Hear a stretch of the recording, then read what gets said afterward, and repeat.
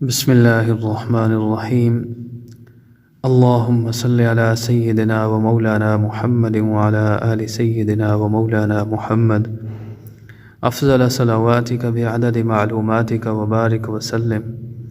احسن الوظائف کے معزز ناظرین، السلام علیکم ورحمۃ اللہ وبرکاتہ۔ ناظرین، امید ہے آپ تمام حضرات خیریت سے ہوں گے۔ اللہ رب العزت کے فضل و کرم سے ایک بار پھر ایک نئی ویڈیو کے ساتھ آپ کی خدمت میں حاضری کا موقع ملا ہے۔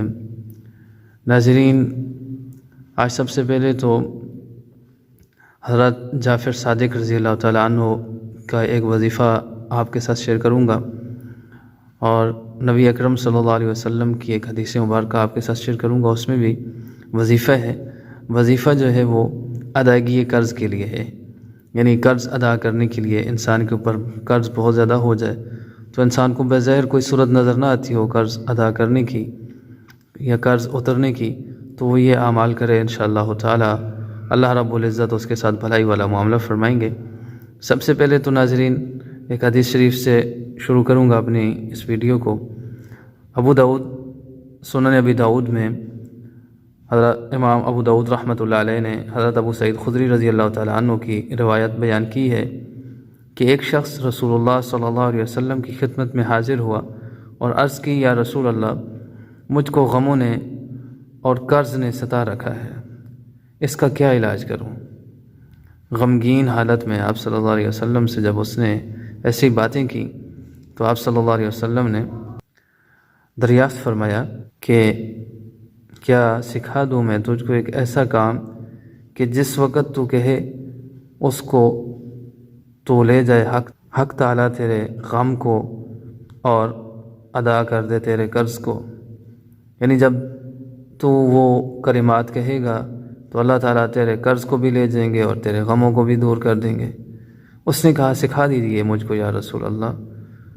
تو آپ صلی اللہ علیہ وسلم نے فرمایا، ہر صبح اور ہر شام کو یہ کلمات پڑھا کر، اللہم انی اعوذ بک من الہم والحزن واعوذ بک من الجبن والبخل واعوذ بک من غلبۃ الدین وقہر الرجال۔ ناظرین، ایک بار پھر سے اس دعا کو آپ کے ساتھ شیئر کروں گا۔ آپ صلی اللہ علیہ وسلم نے فرمایا کہ یہ کلمات پڑھ تو اللہ تعالیٰ تیرے غموں کو دور کر دیں گے اور تیرے قرض کو بھی تجھ سے لے جائیں گے۔ فرمایا، پڑھ ان کلمات کو، اللہم انی اعوذ بک من الہم والحزن واعوذ بک من الجبن والبخل واعوذ بک من غلبۃ الدین وقہر الرجال۔ ناظرین، یہ آپ صلی اللہ علیہ وسلم کی بتائی ہوئی دعا تھی جس سے انسان کا قرض بھی چلا جائے گا اور اس کے غم بھی اس سے دور ہو جائیں گے۔ ناظرین، ابھی آتے ہیں امام جعفر صادق رحمۃ اللہ علیہ کی طرف، جو انہوں نے اپنا وظیفہ مجرب وظیفہ بیان فرماتے ہیں۔ امام جعفر صادق نے فرمایا کہ جو کوئی انسان سورۃ التحریم کو پڑھا کرے گا، اگر اس پر پہاڑ کے برابر بھی قرض ہوگا تو اللہ تعالیٰ کے کرم سے وہ قرض اس کا ادا ہو جائے گا۔ نمبر 2، جو کوئی بھی سورۃ العادیات کو پڑھا کرے اس کا قرض ادا ہو جائے گا۔ فرماتے ہیں اگرچہ بے حساب ہی کیوں نہ ہو، یعنی جتنا مرضی ہے اس کے اوپر قرض ہو وہ ادا ہو جائے گا۔ اب یہ اللہ تعالیٰ نے ادا کرنا ہے، انسان یہ مت سوچے کہ میرے پاس کچھ بھی نہیں ہے تو یہ کیسے قرض ادا ہوگا۔